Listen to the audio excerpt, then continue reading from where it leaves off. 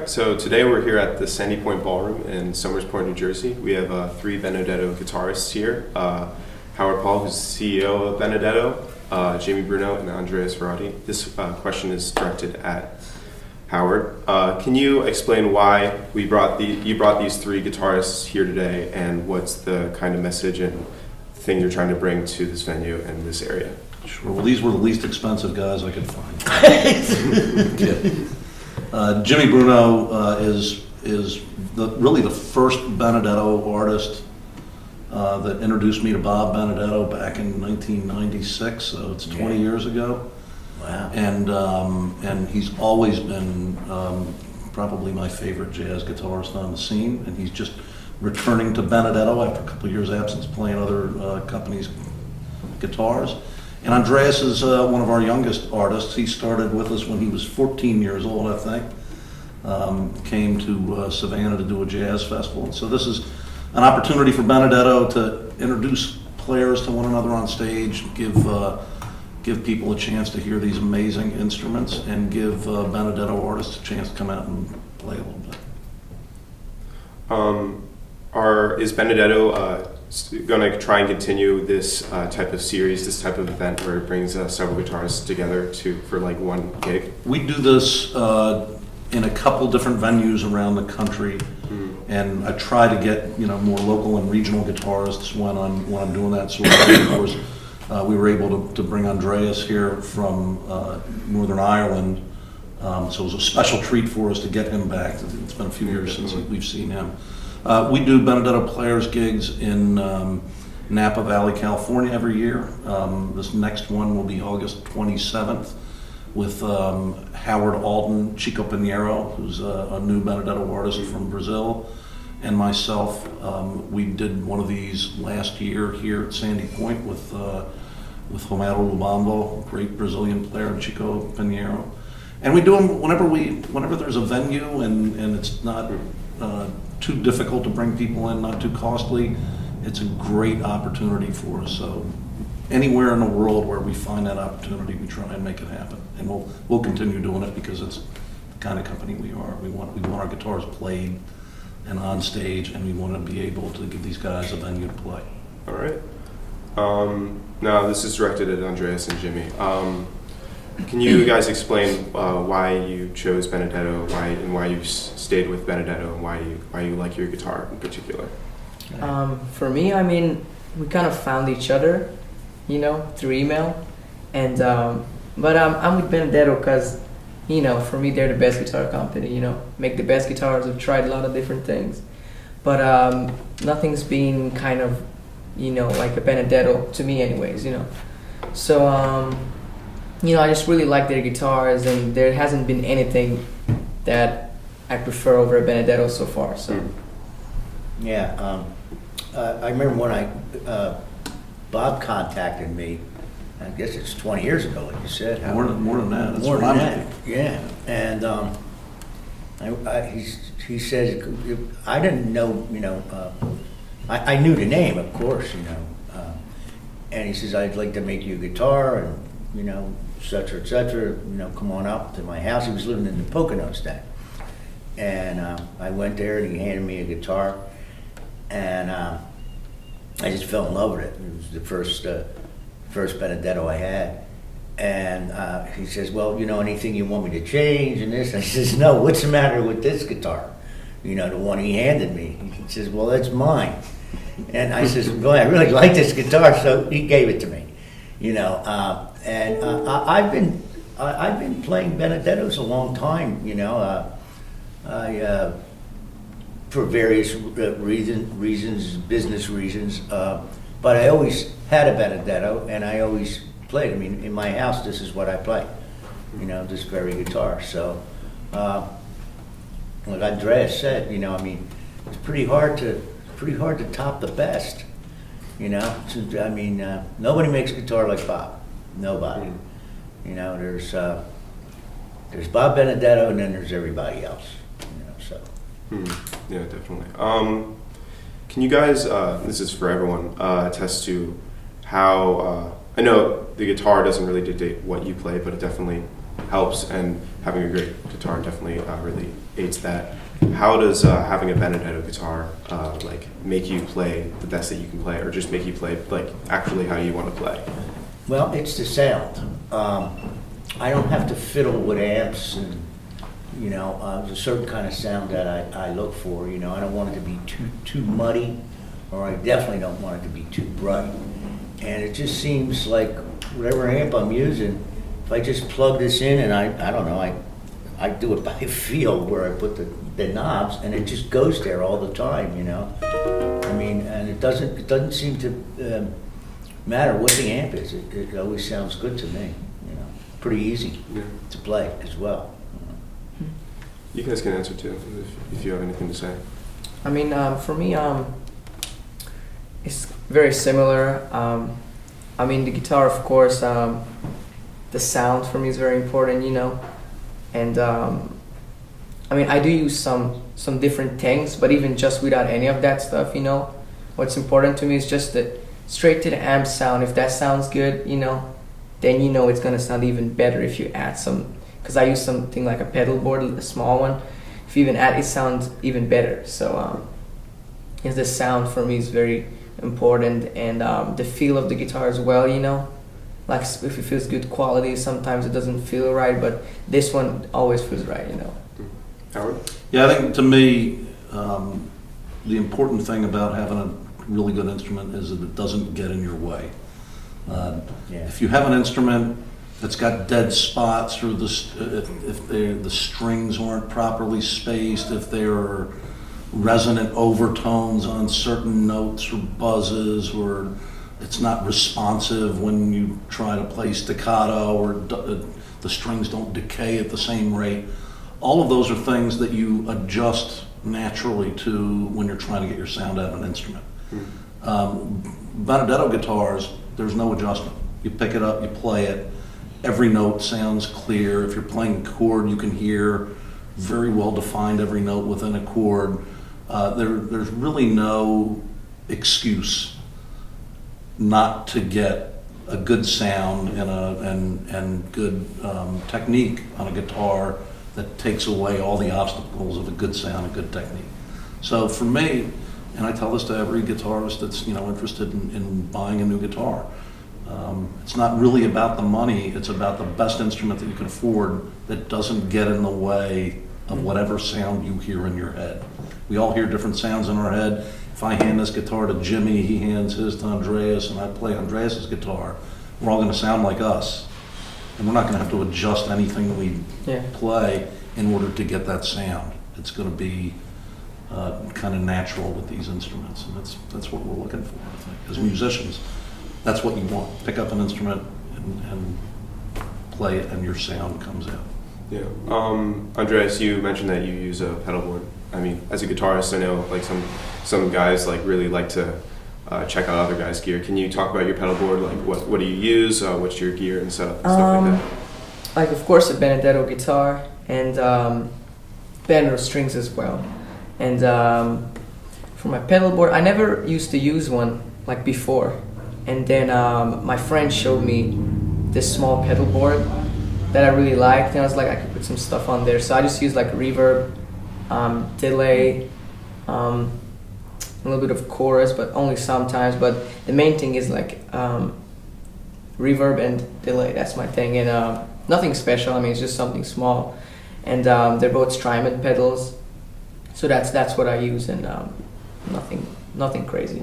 Do you use it like kind of sparingly? You kind of some songs that you play like you just go forefront? No, it's for a main sound. Like I use the reverb and the delay pedal for my main sound. So every tune. And the chorus is just sometimes. Yeah. Okay. Can you guys talk about what you guys are going to play today? What are you just doing, standards or originals, anything? This is not a rehearsed gig. Jimmy and Andreas met for the first time an hour ago. I met Andreas's father and brother who were joining us on stage for the first time an hour ago.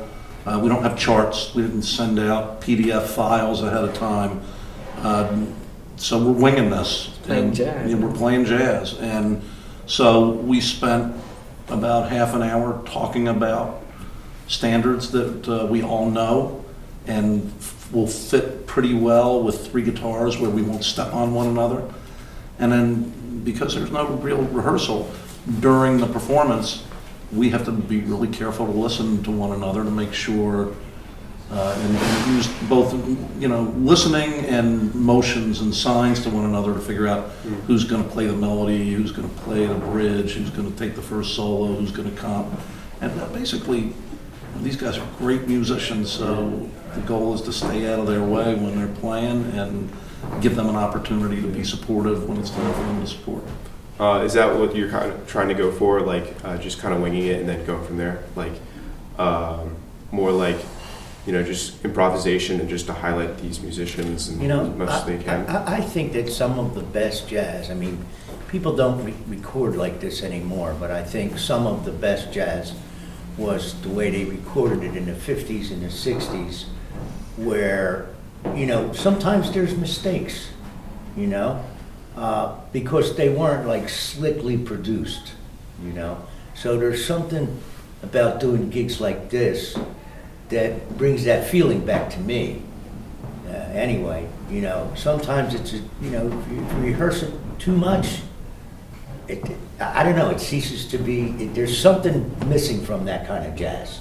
I think it's, it shouldn't be too slickly produced. I remember hearing as a kid, don't remember who the piano player was, but it was his CD. And he wanted Coltrane to take a solo, And I don't know, I don't know what John was thinking of, but you hear the piano player going, train, train, train, train. And he finally comes in, And that just, I don't know, that kind of blew me away, Mingus had bands like that. He did a concert called Live at Carnegie Hall with a bunch of saxophone players, all great. They never rehearsed. They played Perdido and C-Jam Blues, and he's at Carnegie Hall. And it's one of the best recordings you'll ever hear. The players were, I just remember Rashid Roland Kirk, man. It's just like, I wanted to play like that so bad, Anyway. We're playing for an audience too. And so, there are people out there who are paying to hear something hopefully a little familiar. But I think most importantly, they have to see that we're having fun if they're going to enjoy it. And so I think it's okay to go on and be unrehearsed and pick some standard tunes and just kind of jump in and see how they turn out, as long as we're perceived as enjoying it, and kind of let them in on the secret that, this is unrehearsed and we're having fun and we're doing tunes and playing stuff we've never played together. And I'm not trying to set expectations low. I want them to recognize this is kind of how jazz works, and if they're there, they're part of something in the moment and something potentially really special, at least some really special moments. Can you guys, each one of you, talk about how you got into guitar and why that's your chosen instrument and why you kind of stuck with it through all the years? My father was a guitar player, and my mother was the chick singer in the band. So I grew up around this music, and there always was like Ella Fitzgerald on in my house, Sarah Vaughan. I grew up with that music, I didn't even know like about the Beatles or rock and roll or any of that until I got to high school, So there's something about this music that just appealed to me. And my father being a guitarist, I didn't have to go get lessons, And it is really that simple, For me, my dad played guitar too and bass. So, and same like Jimmy, never had a teacher. And actually I'm not really like a super guitar head, For me, like my first records was like Parker stuff and Coltrane, But definitely, I got into guitar because my dad played, and also I heard like Breezin', George Benson style. That was probably one of my first records. And that I really loved that music, and I got a lot of inspiration from that. So, that's why I wanted to start playing. And then I heard, Parker, and that's where I really kind of took off. I was like, I want to do guitar. And I grew up here in South Jersey in Northfield and Linwood, and begged for a guitar when I was 4. Neither of my parents were musicians, but I had an aunt who was a world traveler and left a guitar at our house, which I wasn't allowed to touch when I was 4 years old. So that's all I wanted to do was have that guitar. Yeah. And so for my, I guess it was my 4th birthday, my parents got me a guitar teacher and a rented guitar, and was a local guy, played in this restaurant for many years, Johnny Martizia. I think he left when I was about 11, and I got to know him again 2 decades later or so. But he was a jazz player, and all his influences were jazz players, and everyone who he introduced me to when he left were all jazz players. Tommy Ferguson and Don Underwood, and a lot of, eventually Pat Martino and Tony Mottola and Chuck Wayne and Tal Farlow, all kind of local guys who used to come into Atlantic City all the time. So I wasn't a rock and roll guy either. Beatles were around, I knew who they were, never a big Rolling Stones fan. I was a Tony Mottola junkie. That's what I wanted to hear. Can you guys attest to who do you listen to? Who are your inspirations, and not even just from before, but currently as well? I listen to mostly classical music these days. Ravel, Debussy, Stravinsky. But I grew up, of course, listening to guys like Joe Pass, Pat Martino, of course, Tal Farlow, Johnny Smith, And then after a while, the saxophone players crept in. Parker, Coltrane, Sonny Stitt, I can go on and on and on. And that caused me to change my technique. I wanted to play lines like those guys did, So. Andreas? I'm kind of I listen to everything really, It's kind of funny, my dad's more of the jazz guy, and my mom was more of the kind of hip-hop urban music, She was more into that, so I was inspired by a lot of jazz, of course, but a lot of different things like hip-hop music as well, a lot, Because, being from a different, I was born in 97, so, I was into a lot of hip-hop and a lot of jazz, definitely Parker, Coltrane, Miles, all those guys. And Kenny Garrett, of course.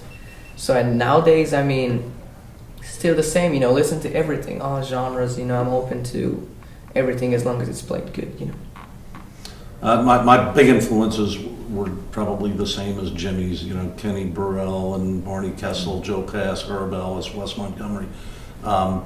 And as you can guess, as a president of a guitar company, everybody who's ever recorded a CD on guitar sends me a copy of it. So I try to listen to it as much. And there's there's some amazing young guitarists out there that had clearly the same kind of influences that I had and Jimmy had, but some modern influences too. And I gotta say, my favorite guitar records are Jimmy Bruno's guitar records. He was hugely influential, and I heard a lot of Herb Ellis in his playing. I heard a lot of Kenny Burrell in his playing. Clearly, a lot of the people that influenced Jimmy influenced me. But hearing that stuff recorded in the 90s gave kind of new hope and direction that this music wasn't really dead. You got guys like Jimmy Bruno and Howard Alden and Frank Vignola and Jack Wilkins out there playing music that's a generation older than them, but giving it a whole new life and vitality. And now we have guys like Andreas out there recording and doing the same kind of thing.